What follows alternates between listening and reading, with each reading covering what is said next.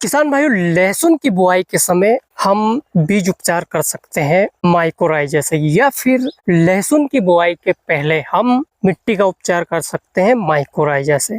क्योंकि किसी भी फसल में जड़ का महत्वपूर्ण रोल होता है उसके उत्पादन के लिए। अगर जड़ अच्छी रहेगी तो उत्पादन अच्छा होगा। तो माइकोराइजा एक ऐसा पोषक तत्व है, ऐसा बायो फर्टिलाइजर है, या ऐसी जैविक फंगस है जिससे जड़ों का विकास होता है।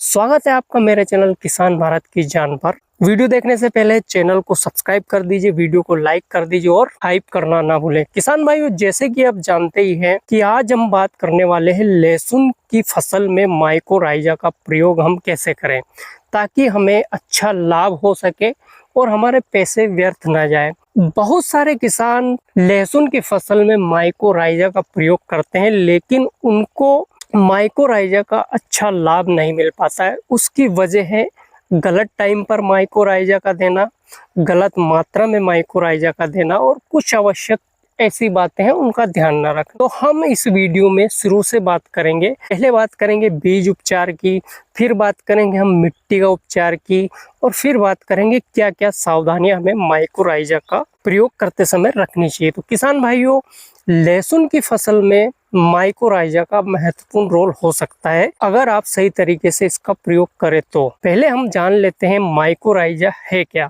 माइकोराइजा एक बायो फर्टिलाइजर है जिसे हम जैविक खाद भी कह सकते हैं। बायो फंगस है जिसका प्रयोग ये बहुत सारी फसलों में, बहुत सारे खेतों में होता है, लेकिन इसकी मात्रा बहुत ही सीमित होती है, तो हमें ऊपर से खाद के रूप में इसे देना चाहिए। माइकोराइजा काम क्या करता है?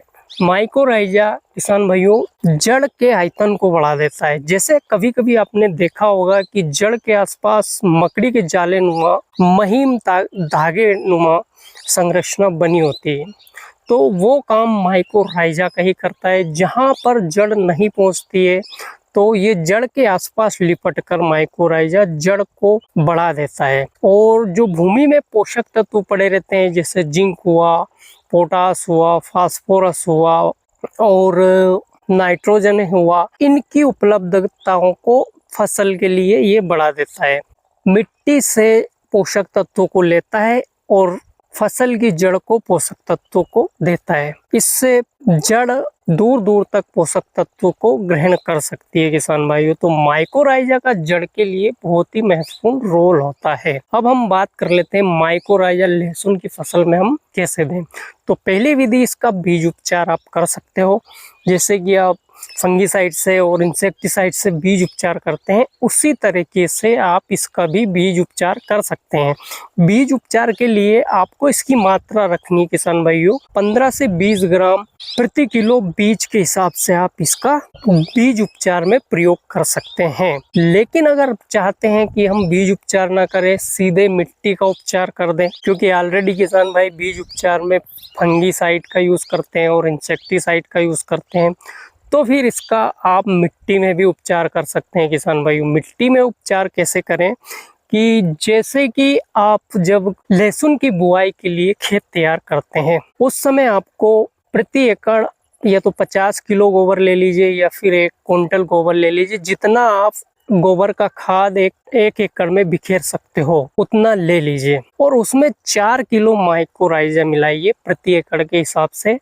अगर आप गोबर के खाद का प्रयोग नहीं करना चाहते तो मिट्टी का भी प्रयोग कर सकते हैं, रेत का भी प्रयोग कर सकते हैं, ताकि आपको बिखेरने में आसानी हो। इसलिए तो 4 किलो आपको मिलाना है प्रति एकड़ के हिसाब से, और उसको खेत तैयारी के समय ही फेंकना है, बाद में नहीं फेंकना है किसान भाइयों। क्योंकि जैविक फर्टिलाइजर है, इनको अपना काम शुरू करने में थोड़ा टाइम लगता है, तो आपको खेत तैयार करते समय इनको बिखेर देना है। तो जैसे ही आप फसल बोएंगे, लहसुन की बुआई करेंगे, तो उसकी जड़ में ये संपर्क में आ जाएगा और अपना काम स्टार्ट कर देगा।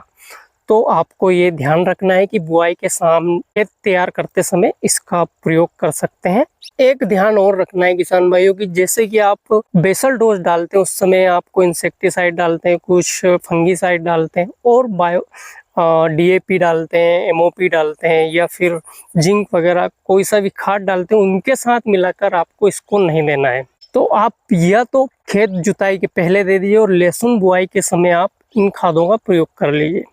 तो इनमें गैप रखना है आप, क्योंकि ये एक बायो फर्टिलाइजर है और बायो फर्टिलाइजर जब केमिकल वाले फर्टिलाइजर के साथ संपर्क में आते हैं तो उसका असर कम हो सकता है। और सावधानी रखने वाली बात यह है कि आपको बुआई के समय ही देना है किसान भाइयों। कुछ किसान भाई क्या करते हैं कि निंदाई गुड़ाई के समय, जब पहली निंदाई गुड़ाई होती है उसमें जब खाद का डोज डाला जाता है उस समय माइकोराइजा का प्रयोग करते हैं। तो अगर आप उस समय माइकोराइजा का प्रयोग करते हैं तो माइकोराइजा का 100% रिजल्ट आपको नहीं मिलेगा, क्योंकि माइकोराइजा तभी काम करेगा जब वो जड़ के संपर्क में आएगा। जड़ के संपर्क में नहीं आएगा तो समझ लीजिए कि वो माइकोराइजा काम नहीं करेगा और आपकी जो खरपतवार है उसके लिए एक वरदान साबित हो सकता है अगर आप बाद में डालते हो तो, क्योंकि जैसे जैसे खरपतवार की जो जड़ें होती है काफ़ी ऊपर होती है, तो उनके लिए वरदान साबित हो सकता है। तो इसलिए आपको इसका प्रयोग करना है वो सिर्फ बुआई के समय ही करना है, उसके बाद नहीं करना है। तो किसान भाइयों, जानकारी कैसी लगी? जानकारी अच्छी लगी हो तो वीडियो को लाइक, शेयर और कमेंट जरूर करें। और ये भी बताइए कि क्या आपने लहसुन बोना स्टार्ट कर दिया है, और अपने क्षेत्र का नाम जरूर बताएं।